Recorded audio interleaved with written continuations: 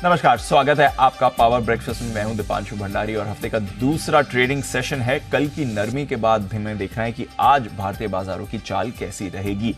Global market से संकेत ठीक ठाक आ रहे हैं, थोड़े सुस्त आ रहे हैं। गिफ्ट निफ्टी आपके लिए एकदम फ्लैट ट्रेड करते हुए दिख रहा है, हल्की बढ़त के साथ इस समय वहां पर कारोबार हो रहा है। एशिया के बाजारों पर नजर डालें तो जापान नई रिकॉर्ड ऊंचाई पर आपको ट्रेड करते हुए दिख रहा है, यहां पर कोई परेशानी नहीं है। बाकी एशिया भी अभी अभी आपको लिए खुल रहा है। कोरिया थोड़ा नर्म आपको दिखेगा। सिंगापुर और ताइवान में हल्की खरीदारी आ रही है इस समय। चीन और हांगकांग के बाजार खुलने के लिए हैं तैयार।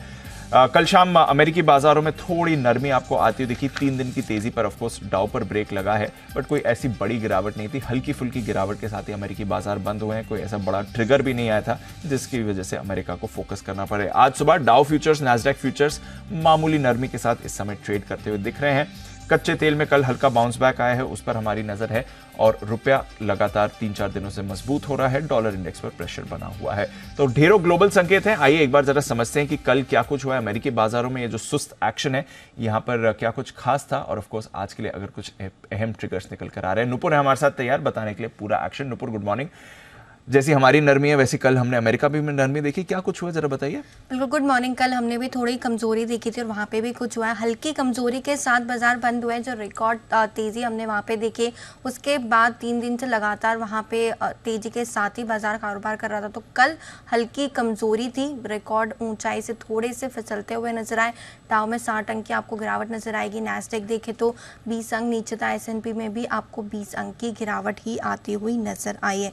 हालांकि कल जो वहाँ पे इंडेक्स है डाउ, उसमें थोड़े बदलाव है। जैसे हमारे यहाँ पे NSE में स्टॉक बाहर आते जाते हैं, वैसा ही कल वहाँ पर भी हुआ। जो अमेजोन का शेयर है वो अब डाउ का हिस्सा हो चुका है। उसने वॉलग्रीन्स बूट्स को रिप्लेस कर दिया है। हालांकि अमेजोन के शेयर में भी थोड़ी गिरावट आती हुई हमने कल देखी थी। 15 अंक नीचे अमेजोन का शेयर भी कल ट्रेड करते हुए नजर आ रहा था। अल्फाबेट के शेयर में भी कमजोरी थी। AI टूल के जो क्रिटिसिज्म बढ़ते हुए यहाँ पे दिख रहे, तो एक बड़ी कमजोरी यहाँ पर भी देखने को दिखी।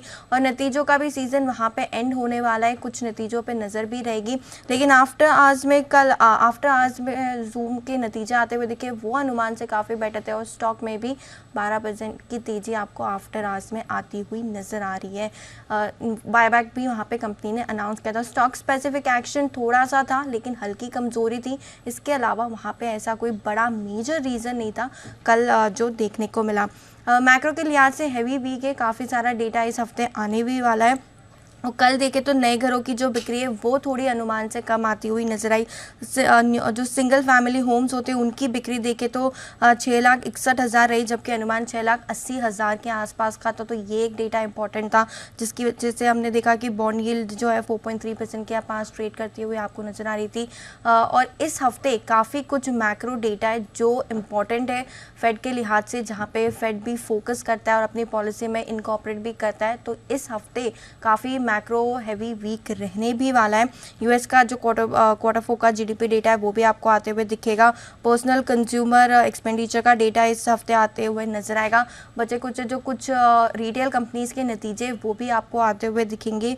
और जो CPI का डेटा है यूरोप में वो भी आपको आते हुए नजर आएगा। डॉलर इंडेक्स में लगातार गिरावट हम देख रहे हैं, 103 के पास आपको ट्रेड करते हुए दिखेगा। हालांकि कल यूरोप में देखें तो कोई प्रॉब्लम थी नहीं, वैसे मिला जुला प्रदर्शन ही आपको आते हुए नजर आए। लेकिन इस हफ्ते वहाँ पे इन्फ्लेशन का डेटा आने वाला है, CPI का डेटा आने वाला है, तो वहाँ पर रहेगी नज़र। क्रूड में थोड़ी हल्की बढ़त हमने कल आती हुई देखी, $82.6 के पास पहुँचता हुआ दिखा। जो शिपिंग की दिक्कतें, डिस्ट्रप्शन वहाँ पे देखने को मिल रहा है, उसकी वजह से हल्की बढ़त कल क्रूड में आती हुई नजर आए। बाकी कमोडिटीज़ में आपको मिला जुला प्रदर्शन ही दिखेगा। तो मेजरली ऐसा कोई बड़ा ट्रिगर पॉइंट नहीं था कल। रिकॉर्ड तेज़ी पे बाजार थे, तो हल्की थोड़ी मुनाफा वसूली कह सकते हैं। स्टॉक स्पेसिफिक एक्शन देखने को मिला। डाउ में थोड़े बदलाव हुए। अमेजोन अब डाउ का हिस्सा हो चुका है। इस हफ्ते काफ़ी कुछ मैक्रो डेटा आते हुए नजर आएगा, जो फेड के लिहाज से काफ़ी इंपॉर्टेंट होता है, तो वहीं पर रहेगी नज़र। बिल्कुल, तो कुछ इंपॉर्टेंट डेटा आएगा जहां पर हमें रखनी है नज़र। कमजोरी के साथ कल अमेरिकी बाजार बंद हुए हैं। 62 पॉइंट नीचे आपके लिए डाउ था। S&P पर भी अपने और नैस्डैक पर करीब 20 पॉइंट की गिरावट देखी है। शुक्रिया नुपुर हमारे साथ ये डिटेल्स और पूरा अपडेट शेयर करने के लिए। आइए समझते हैं हमारे बाजारों में आज कैसा एक्शन आते हुए दिख सकता है। जी बिजनेस के मैनेजिंग एडिटर अनिल सिंह भी हमारे साथ हैं तैयार।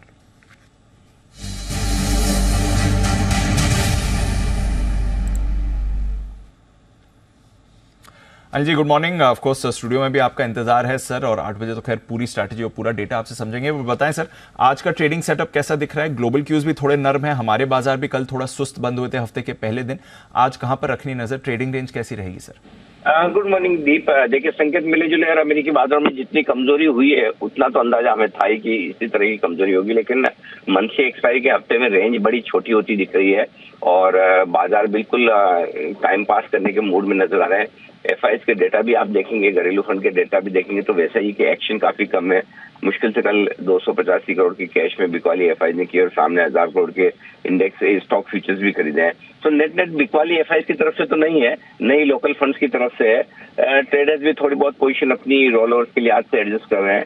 मेरा ये मानना है कि बाजार जब तक 22,000 के नीचे जाकर बंद ना हो तब तक ट्रेंड तेजी की तरफ है और 22,000 का लेवल आपके लिए क्लोजिंग बेसिस पे ज्यादा निर्णायक है। जहां तक आज शुरुआत का सवाल है, अगर स्विच शुरुआत और बाजार उसके बाद नीचे सपोर्ट रेंज में मिले तो 22,000 से लेकर 22,075 ये वो रेंज है जिसमें आपको खरीदारी की कोशिश करनी चाहिए। ऊपरी स्तर पर 22,200 से लेकर 22,300 की रेंज है, जहां पर आने पर आपको प्रॉफिट बुकिंग भी कर लेनी चाहिए। बैंक निफ्टी का जहां तक सवाल है, एक शेड थोड़ा कम मजबूत है, हल्का सा कमजोर ज्यादा आप एक तरह से कह सकते हैं बैंक निफ्टी को, और 46,400 46,500 के आसपास अब तो सपोर्ट ले रहा है। अगर एक बार 46,400 के नीचे जाता है तो फिर सपोर्ट रेंज जो बैंक निफ्टी के लिए निकल कर आएगी वो है 46,175 से 46,325।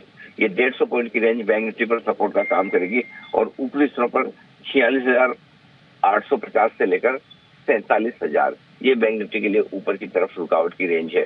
सो आई थिंक मंथली एक्सपायरी परसों है, उससे पहले शुरुआत तो सुस्ती के साथ होगी, समझदारी में कारोबार होगा।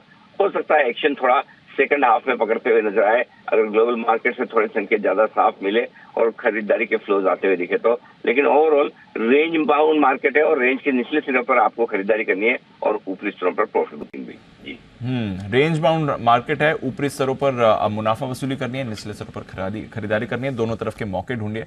ऑफ कोर्स मंथली एक्सपायरी भी है तो उस पर भी हमारी नजर है। निफ्टी सपोर्ट 22,075 पर आपके लिए आते हुए दिख रहा है। ऊपर की तरफ बात करें तो 22,200 से 22,300 के बीच आपको रेजिस्टेंस आते हुए दिखेगी। बैंक निफ्टी सपोर्ट 46,175 से 46,325 के पास आपको आते हुए दिखेगा और ऊपर की बात करें तो करीब 46,850 से 47,000 आपको ये लेवल्स दिखेंगे। एंड ऑफ कोर्स 8 बजे अनिल जी पूरे होश जोश में हमारे साथ स्टूडियो में होंगे और पूरी स्ट्रैटेजी पूरा डेटा भी सर के साथ हम समझेंगे। बट आज स्टॉक्स पर एक्शन आपको दिख सकता है, कई सारे स्टॉक्स पर एक्शन आएगा। आइए नुपुर से जानते हैं आज के लिए कुछ इंपॉर्टेंट खबरें और ऑफ कोर्स इंपॉर्टेंट ट्रिगर्स भी बाजार के। नुपुर बताइए क्या कुछ है ये? बिल्कुल, हाल ही में लिस्ट हुई थी कैपिटल स्मॉल फाइनेंस बैंक, तो इसके आज नतीजे आने वाले यहाँ पर फोकस करके चलेंगे। डीसीएम श्रीराम जहाँ पे बोर्ड बैठक है, अंतरिम डिविडेंड पर यहाँ पे विचार किया जाएगा तो इसके अनाउंसमेंट पर भी रहेगी नजर। मैरिको दूसरे डिविडेंड पर आज बोर्ड बैठक होने वाली तो ये अनाउंसमेंट भी रहेगा important. Vodafone idea, Texmaco rail और engineering and Indo star capital finance में फंड जुटाने पर आज होगा विचार। तो ये सारी कंपनीज की जो अनाउंसमेंट्स आएंगे फंड रेजिंग को लेकर वहाँ पे करेंगे focus. Fed Bank financial service और फ्लेयर राइडिंग इंडस्ट्रीज में 50% आईपीओ लॉक इन जो है वो आज खत्म होते हुए दिखेगा। 90 डेज का ये लॉक इन है तो इक्विटी ओपन अप हो जाएगी। एक स्टेट है एनएमडीसी में इंटरिम डिविडेंड करीबन 6.25 रुपये का, तो आज आपको शेयर प्राइस में एडजस्ट होते हुए नजर आएगा। रिकॉर्ड डेट है साउथ इंडियन बैंक में राइट्स इशू को लेकर 6 से 20 मार्च तक इसका पीरियड है। प्राइस देखें तो 22 रुपये के आसपास की है और करीबन 52 करोड़ शेयर्स इसमें दिए जाएंगे, तो ये भी आज फोकस में रहने वाला है। आईपीओ मार्केट काफ़ी हॉट है। जब 2 आईपीओ जो है वो आज ओपन होते हुए देखेंगे। प्लेटिनम इंडस्ट्रीज यहाँ पे देखें 29 फरवरी तक ये आईपीओ ओपन रहेगा। प्राइस बैंड 162 से 171 रुपीज़ की, 87 शेयर्स का लॉट साइज है।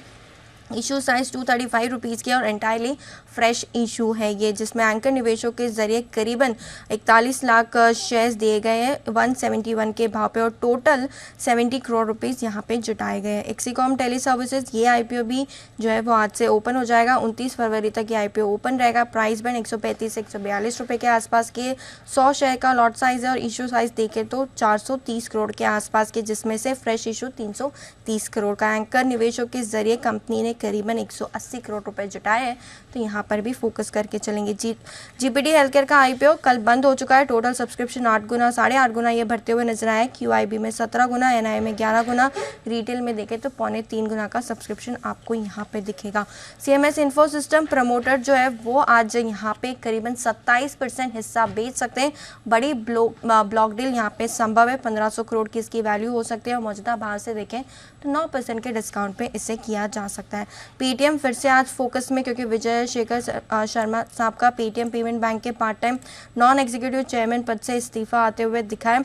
नए चेयरमैन की नियुक्ति की प्रक्रिया जो है वो शुरू कर दी गई है, तो यहाँ पर भी फोकस रहेगा। साथ ही साथ यूपीआई सेवाओं के लिए 4 बैंकों के साथ यहाँ पर करार करने की संभावना है। Axis bank, HDFC bank, SBI, yes bank के साथ चर्चा जो है वो जारी है, तो यहाँ फोकस करेंगे। कैनरा बैंक जहाँ पर स्टॉक स्प्लिट का इंतजार था वो अब आ चुका है।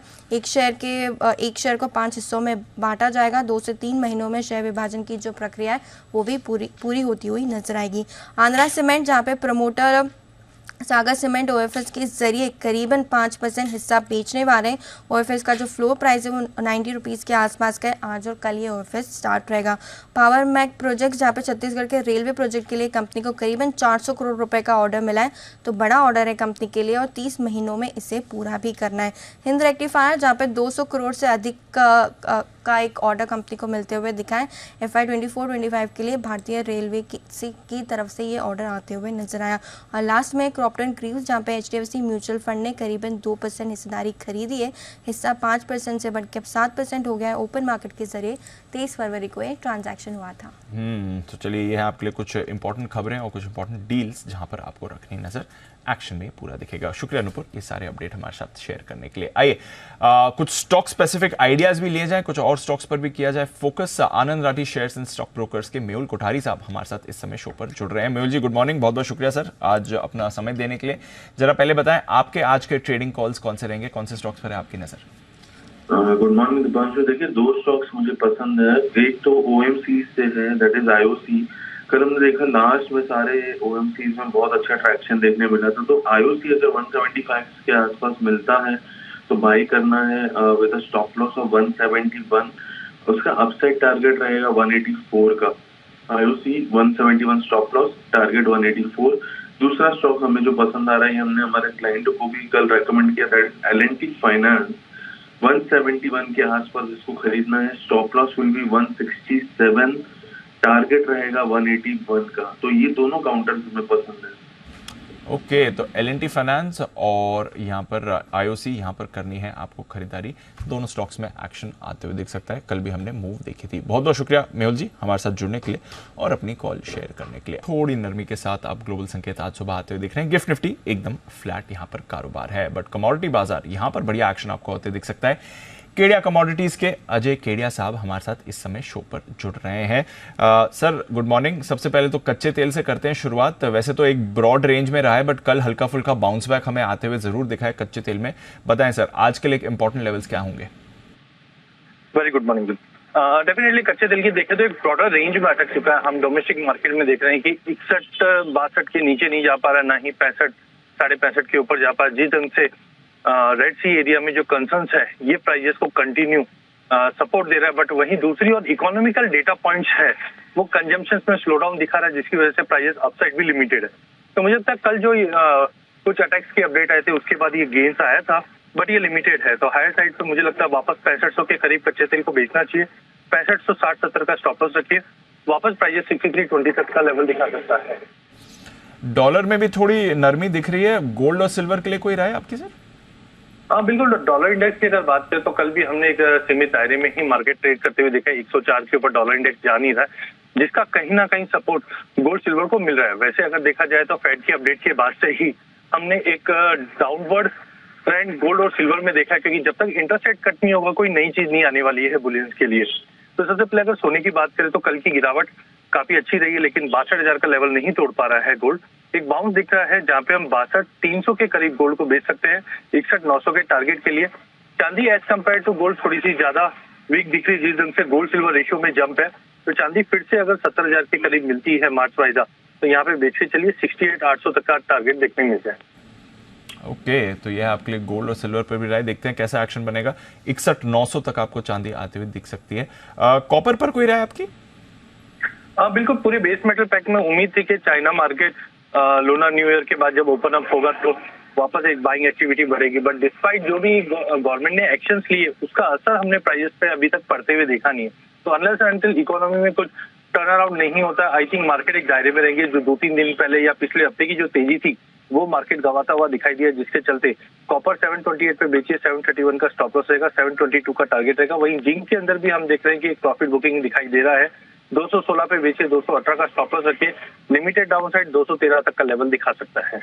ओके, तो कॉपर और जिंक दोनों में ही आपको वीकनेस आती हुई दिख सकती है। बहुत बहुत शुक्रिया केडिया जी हमारे साथ जुड़ने के लिए और अपनी कॉल शेयर करने के लिए। है आपके लिए पूरा कमोडिटी बाजार का एक्शन। आइए नजर डालते हैं कुछ दमदार ब्रोकरेज रिपोर्ट्स पर भी। FIR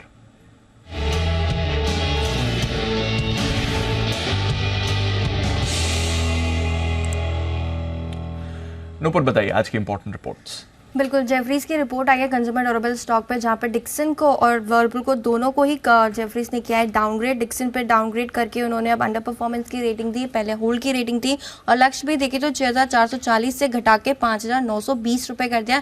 मौजूदा भाव भी 6,945 रुपये का। वर्लपूल पे भी अंडर परफॉर्मेंस की रेटिंग कर दी है, पहले होल्ड की रेटिंग थी, यहाँ पर भी टारगेट उन्होंने 1,265 रुपये से घटा के 1,125 रुपये कर दिया, और मौजूदा भाव 1,261 रुपये के आसपास है। मॉर्गन स्टैनली की रिपोर्ट आई है इंश्योरेंस कंपनी पे, जहाँ पे SBI इंश्योरेंस कंपनी पे उन्होंने ओवरवेट की रेटिंग को मेंटेन किया है। हालांकि लक्ष्य यहाँ पे बढ़ाते हुए दिखे, 1,770 रुपये से बढ़ा के 2,000 रुपये कर दिया है। ICICI लोम्बार्ड पे भी देखे तो ओवरवेट की रेटिंग है, यहाँ पे भी लक्ष्य 1,750 रुपये से बढ़ा के 1,875 रुपये किया है। और ICICI प्रूडेंशियल लाइफ पे भी ओवरवेट की रेटिंग के साथ जो टारगेट है वो 585 रुपीज़ से बढ़ा के 605 रुपये कर दिया। तो इंश्योरेंस कंपनीज और कंज्यूमर ड्यूरेबल कंपनीज आज फोकस में रहेगी। बिल्कुल, तो इंश्योरेंस, कंज्यूमर ड्यूरेबल्स दोनों पर रखेंगे नजर। देखते हैं आज कैसा एक्शन बनेगा। और इसी के साथ पावर ब्रेकफास्ट में बस इतना ही।